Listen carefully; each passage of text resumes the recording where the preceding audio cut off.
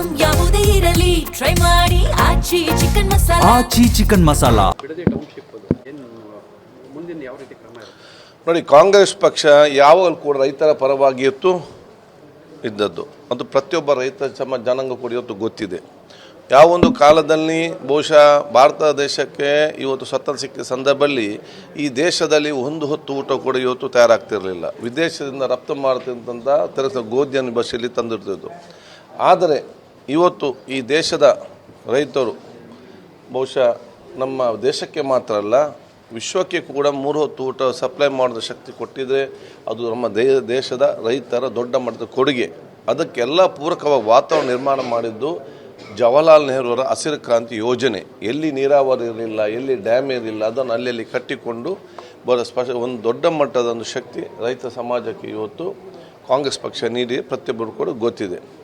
ಕಾಂಗ್ರೆಸ್ ಪಕ್ಷ ಎಂದಿಗೂ ಕೂಡ ರೈತರ ಪರವಾಗಿ ಆಲೋಚನೆ ಮಾಡಿ ತಮ್ಮ ಹೆಜ್ಜೆಯನ್ನು ಇವತ್ತು ಮುಂದೆ ಇರ್ತದೆ. ಮಾನ್ಯ ಮುಖ್ಯಮಂತ್ರಿಗಳು ಇವತ್ತು ಬಹುಶಃ ಇದರ ಬಗ್ಗೆ ಈಗಾಗಲೇ ಭಾಳ ಸ್ಪಷ್ಟವಾಗಿ ಇವತ್ತು ಹೇಳಿದೆ. ರೈತರಿಗೆ ತೊಂದರೆಗೊಳಪಡುವಂತಹ ಮತ್ತು ವಿಚಾರ ಯಾವುದೇ ಕೆಲಸ ಕಾರ್ಯಗಳು, ಯಾವುದೇ ಯೋಜನೆಗಳು ಮತ್ತು ಯಾವುದೇ ಇವತ್ತು ಕಾರ್ಯಕ್ರಮಗಳು ತರುದಿದ್ದರೆ ಕಾಂಗ್ರೆಸ್ ಪಕ್ಷ ಮಾನ್ಯ ಮುಖ್ಯಮಂತ್ರಿ ಡಿ ಕೆ ಶಿವಕುಮಾರ್ ನೇತೃತ್ವದಲ್ಲಿ ಅದು ರೈತರಿಗೆ ಮುಂದಿನ ದಿನಗಳಲ್ಲಿ ರೈತರಿಗೆ ಅಥವಾ ರೈತರ ಕುಟುಂಬಸ್ಥರಿಗೆ ಆ ರೈತರ ಊರಿಗೆ ಪ್ರಯೋಜನ ಆಗುವ ಕಾರ್ಯಕ್ರಮ ಅಲ್ಲದೆ ಯಾವುದು ಕೂಡ ತರುವುದಿಲ್ಲ. ಆದ ಕಾರಣ ರಾಜ್ಯಕ್ಕೆ ಕೆಲವು ಇವತ್ತದನ್ನು ಮಾತಾಡ್ತಾರೆ.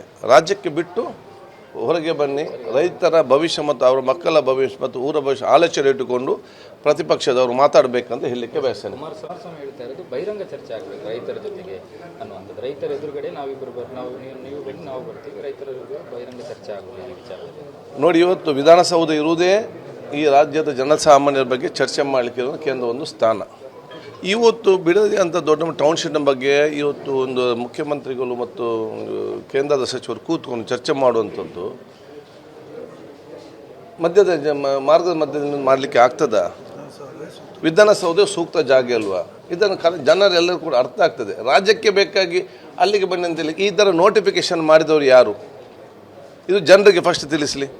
ಈ ಬಿಡದಿ ಟೌನ್ಶಿಪ್ನ ನೋಟಿಫಿಕೇಶನ್ ಮಾಡಿದವರು ಯಾರು ಅಂತೇಳಿ ಜನರಿಗೆ ಸತ್ಯ ವಿಚಾರವನ್ನು ಇವತ್ತು ಜನತಾದಳದ ಮುಖಂಡರು ಹೇಳಿ ಅಂತ ಹೇಳಲಿಕ್ಕೆ ಬಯಸ್ತೇನೆ.